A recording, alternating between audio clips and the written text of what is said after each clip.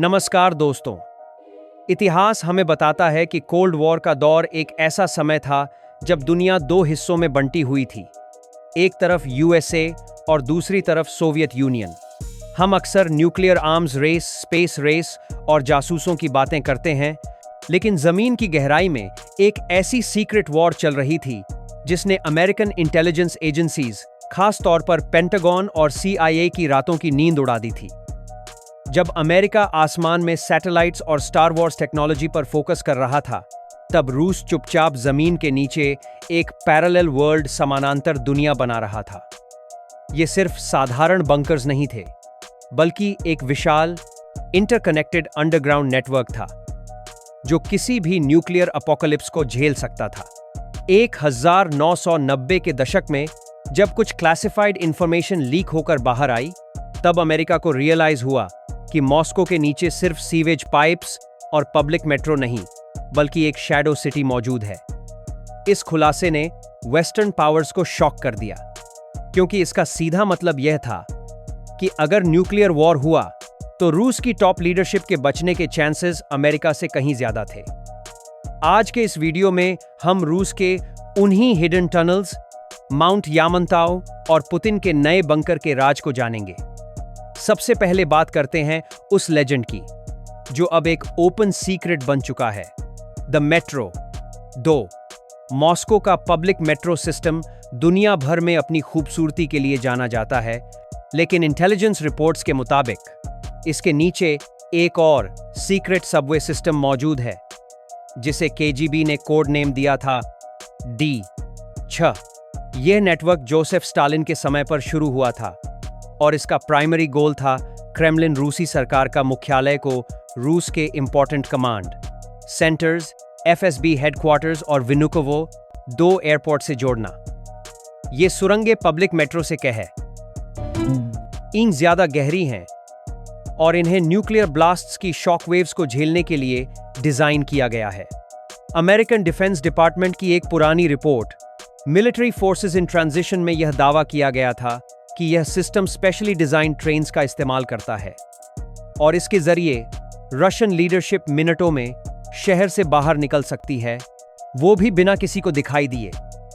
सोचिए, एक तरफ दुनिया ट्रैफिक जैम्स और पैनिक में फंसी होगी और वहीं जमीन के नीचे रशियन एलीट एक सीक्रेट हाई स्पीड नेटवर्क से सेफ जोन्स में जा रहे होंगे। यह इंफ्रास्ट्रक्चर इतना कॉम्प्लेक्स है कि आज तक रशियन सरकार ने न तो इसका आधिकारिक नक्शा, ऑफिशियल मैप जारी किया और न ही इसे पूरी तरह कंफर्म किया, जो इस मिस्ट्री को और भी गहरा बना देता है। लेकिन अमेरिका का असली डर सिर्फ मॉस्को के नीचे बनी सुरंगें नहीं थीं, बल्कि यूराल पहाड़ियों में स्थित एक जगह थी जिसका नाम है माउंट यामानताउ। 1990 के दशक में US स्पाई सैटेलाइट्स ने देखा कि रूस इस पहाड़ के ऊपर मैसिव कंस्ट्रक्शन कर रहा है, जबकि उस वक्त रूस की इकोनॉमी बहुत खराब हालत में थी। यामनताउ पहाड़ के अंदर जो बनाया गया है, उसे दुनिया का सबसे बड़ा न्यूक्लियर प्रूफ बंकर कहा जाता है। यह फैसिलिटी इतनी बड़ी है कि यहाँ 60 शून्य से लेकर 100 लोग कई महीनों या सालों तक रह सकते हैं। यह सिर्फ एक बंकर नहीं, बल्कि एक अंडरग्राउंड सिटी है जहाँ food storage, water filtration, electricity generation और कमांड सेंटर्स मौजूद हैं। जब क्लिंटन प्रशासन के समय US ने रूस से पूछा कि वहां क्या बन रहा है, तो रूस के जवाब हमेशा बदलते रहे। कभी उन्होंने कहा यह माइनिंग साइट है, कभी कहा यह रिपोजिटरी है। लेकिन अमेरिकन मिलिट्री एक्सपर्ट्स समझ गए थे कि यह रूस का डूम्सडे कैसल है। इस डिस्कवर वाई ने अमेरिका को स्ट्रेटेजिक लेवल पर शॉक दिया, क्योंकि US के पास भी नोरैड और रेवन रॉक जैसे बंकर्स थे, लेकिन यामनताउ का स्केल उन सब से कहीं ज्यादा विशाल था। अगर यामनताउ शेल्टर है, तो कोस्विंस्की कामेन रूस का दिमाग है। यह एक और खुफिया जगह है जो ग्रेनाइट के पहाड़ों के नीचे लगभग 1000 फीट गहराई में बनी है। अमेरिका के लिए यह जगह सबसे ज्यादा खतरनाक थी, क्योंकि यहां से रूस का स्ट्रेटेजिक रॉकेट फोर्सेस का कमांड सेंटर ऑपरेट होता है।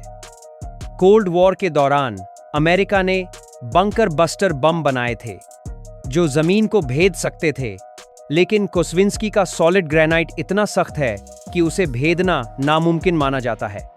यहां से रूस का कुख्यात पेरीमीटर सिस्टम, जिसे डेड हैंड भी कहते हैं, कंट्रोल होता है।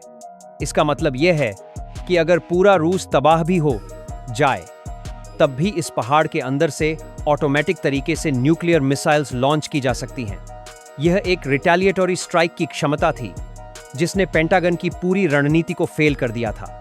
रिपोर्ट्स के मुताबिक रशियन प्रेसिडेंट व्लादिमीर पुतिन का गेलेंडजिक में जो एक विशाल महल ब्लैक सी पैलेस है, उसके नीचे एक बहुत बड़ा और आधुनिक बंकर सिस्टम बना हुआ है। बिजनेस इनसाइडर की एक रिपोर्ट ने खुलासा किया कि इस महल के नीचे लगभग 50 मीटर गहराई में 2 विशाल सुरंगें हैं। यह कोई साधारण बेसमेंट नहीं है। स्ट्रक्चरल इंजीनियर्स के कार्डसान महल मुताबिक इन सुरंगों को कंक्रीट शेल्स में बनाया गया है, जो किसी भी तरह के बम धमाके या यहां तक कि केमिकल अटैक को भी झेल सकते हैं। इन सुरंगों के अंदर फ्रेश वाटर सिस्टम, वेंटिलेशन और केबल्स का एक ऐसा जाल बिछा है जो यह बताता है कि यहां कई दिनों या हफ्तों तक जिंदा रहा जा सकता है। सबसे चौंकाने वाली बात यह है कि यह टनल सिस्टम महल को सीधे समुद्र तट से जोड़ता है, ताकि इमरजेंसी में वीआईपीज को सबमरीन या बोट के जरिए सुरक्षित निकाला जा सके। टनल्स और बंकर्स ने अमेरिका को इतना शॉक क्यों दिया? इसका जवाब छिपा है म्यूचुअली अश्योर्ड डिस्ट्रक्शन की थ्योरी में। कोल्ड वॉर के दौरान माना जाता था कि अगर न्यूक्लियर वॉर हुआ तो कोई नहीं बचेगा, लेकिन रूस के ये हिडन टनल्स और मैसिव अंडरग्राउंड कॉम्प्लेक्सेस यह इशारा कर रहे थे कि सोवियत यूनियन और बाद में Russian federation war winning strategy पर काम कर रहे थे। उनका मानना था कि अगर वो अपनी लीडरशिप और क्रिटिकल मिलिट्री कमांड को जमीन के इतनी नीचे छुपा लें जहां अमेरिकन मिसाइल्स का असर न हो, तो वे तबाह होने के बाद भी वापस हमला कर सकते हैं। अमेरिका के लिए यह एक नाइटमेयर सिनेरियो था। उन्हें लगा कि उनकी $1 बिलियन मिसाइल्स बेकार हो सकती हैं अगर दुश्मन जमीन के 1000 फीट नीचे बैठकर चाय पी रहा हो। ये टनल सबूत थे कि रूस ऑफेंस के साथ साथ डिफेंस और सर्वाइवेबिलिटी में भी अमेरिका से एक कदम आगे सोच रहा था। अंत में 2080 अमेरिका से एक कदम आगे सोच रहा था। रूस के हिडन टनल्स और माउंट यामंताउ का प्रोजेक्ट सिर्फ सीमेंट और स्टील का ढांचा नहीं है, बल्कि यह रशियन मानसिकता का एक प्रतीक है। एक ऐसी सोच जो हर कीमत पर सरवाइव करने के लिए तैयार है। जब 1990 और 2000 में इसकी डिटेल्स बाहर आईं, तो वेस्टर्न वर्ल्ड को मानना पड़ा कि इंटेलिजेंस फेलियर्स हुए थे और उन्होंने रूस की इंजीनियरिंग कैपेबिलिटीज को अंडर एस्टिमेट किया था। आज भी व्लादिमीर पुतिन के नेतृत्व में इन फैसिलिटीज को मेंटेन और अपग्रेड किया जाता है। और ऐसे ही जियोपॉलिटिकल और मिस्टीरियस टॉपिक्स पर और वीडियो देखने के लिए चैनल को सब्सक्राइब करके बेल आइकन जरूर दबाएं।